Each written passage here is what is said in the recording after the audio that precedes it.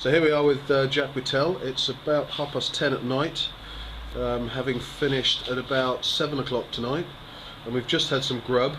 So tell me about your first race of the ICOM Cup, Jack.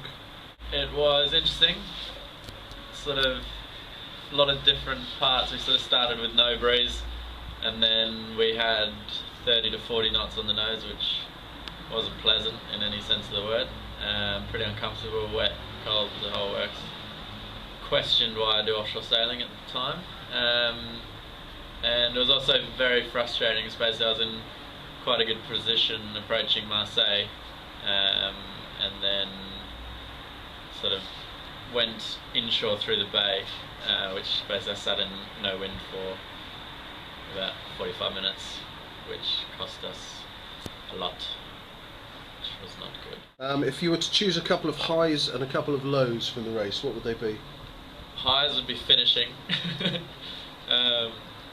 Actually no, the highs were actually once we got to what was the sort of furthest eastern point. After that was quite nice. There was, like nice coast scenery and nice water, and the sun came out, and we had a few bits of kite, which was nice, and that was all good. And I think the lows were basically just last night was that jib peel onwards, so soaking wet all the way through, and then driving in 30 to 40 knots of wind, getting hosed with water every couple of minutes for about 10 hours straight was pretty unpleasant.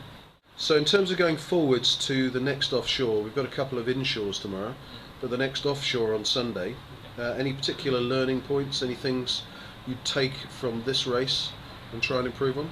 I think just thinking through things a bit more, like that mistake I made going inshore was probably quite easily avoided. And it was made the decision at 7 o'clock 6 or 7 o'clock in the morning, which is sort of when I haven't had any sleep all night, and probably the worst time to make a decision. But I think just trying to think things through a bit clearer, and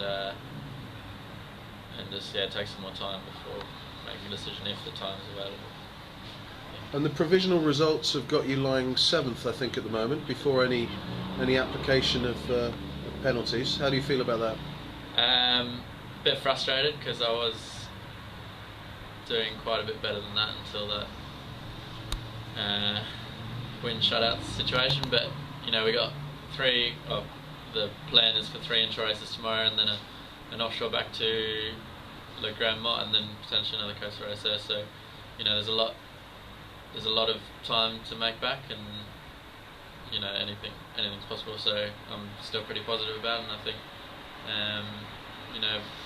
except for anything else, I think I was sailing the boat fairly well, like decent speed and everything else. So I think if I just keep everything else straightforward, then I'll get up into a better position.